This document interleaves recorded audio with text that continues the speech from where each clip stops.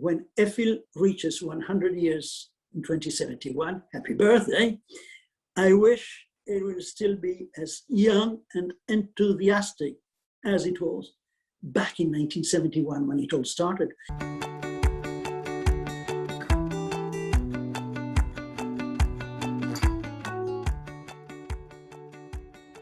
What to say about the future of EFIL? EFIL has historically been a key player for making intercultural youth work and exchanges, as well as peace work, developed, impactful, and visible in and beyond Europe.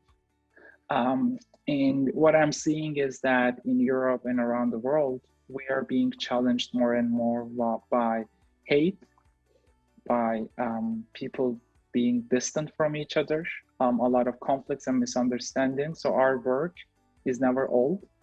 And I really feel, how might we serve as an organization to really bring communities, peoples, individuals together? That's needed more than ever today. So peace, intercultural understanding is never old. And I think we have a lot more to do. And there are a lot more organizations around the world and in Europe that we can continue to collaborate. We don't have to be alone in this world. I think the question of diversity, cultural diversity, also religious diversity becomes yet more important with the geopolitical happenings, even of the current days, current times.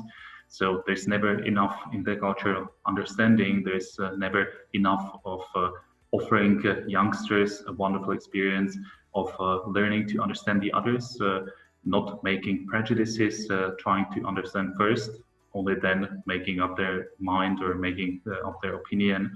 And that's a great added value of AFS network, of EFIL. So I strongly hope this will go on. Nothing changes you as much as interpersonal encounters. Nothing is a better cure against nationalism or prevention of nationalism as going abroad, as being part of another community that is not your native community. Nothing prevents nationalism more than being actually able to see the world through someone else's eyes. So I think that if I want something for EFIL for the future, I want us to keep insisting on the value of these encounters. Threat now, it's much bigger than the threat we had 30 years ago. We could see the threats, the idea of commodization of intercultural exchanges. It was already there. It was, a sound that was ringing in our ears. We could see that it might have been a threat, that it was difficult to show people the difference between EFIL and, travel agencies. But now I think that the threat is there, much stronger, and so the challenge will be to figure out how can we convey the difference between EFIL and any other international organization dealing with intercultural learning. I would like to see for EFIL and for all of us as EFIL is that we managed to come up with a new narrative and with new understanding of the value of youth mobility that we will be able to convey to people who are not already on board.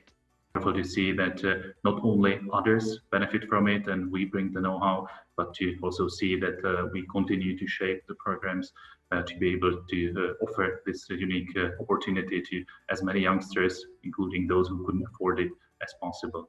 Many challenges nowadays, and many people who need help.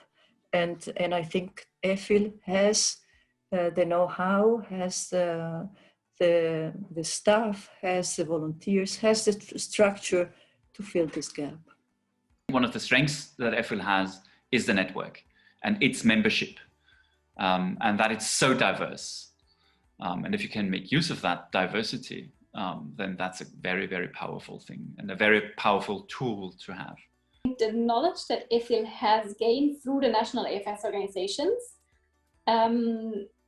is very, very crucial to shape policies around youth exchanges about intercultural learning. There is a lot of knowledge in EFIL, and I would wish for EFIL to be a strategic player in really shaping those decisions on a higher level and being able to put all these resources and all the knowledge that is in the network, to put that really forward and position EFIL as a strategic key player in future discussions on these topics.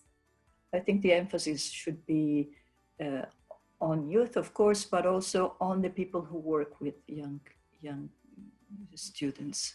The question for EFIL will be how to reunite with the world again. It's been this movement of independence towards a European focus. And what we now need is a focus that embraces the world again in terms of experience. EFIL has huge challenges, like many organizations facing big financial cuts, uncertainties. Going back and look at what had been done in the past may help. Also from a practical point of view, and see what had been done to the people. You know, being part of something like that in the past makes you hopeful for the future. The intercultural learning projects, many of those things that EFIL has now established and which are undoubtedly a core experience, I think already point to that future. New alliances will be needed, thinking out of the box will be necessary, and becoming more and more an added value for its member is what will be expected, in my view, from EFIL and its structure. And the good thing about EFIL is that there's a lot of people who can help you learn, because it's all the volunteers, it's all the people that EFIL has touched. They're still around. I think they're still very positive about EFIL, and they're still very eager to get involved or stay involved. So involve them for another 100 years.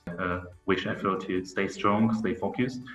Keep interchanging, keep looking at different cultural perspectives, which I'm sure will still be existing even 50 years from now, and be happy and have fun, because we had a whole lot of fun in those days. Good luck to EFIL. Happy birthday for its 50th anniversary, and let's look forward to the 100th anniversary.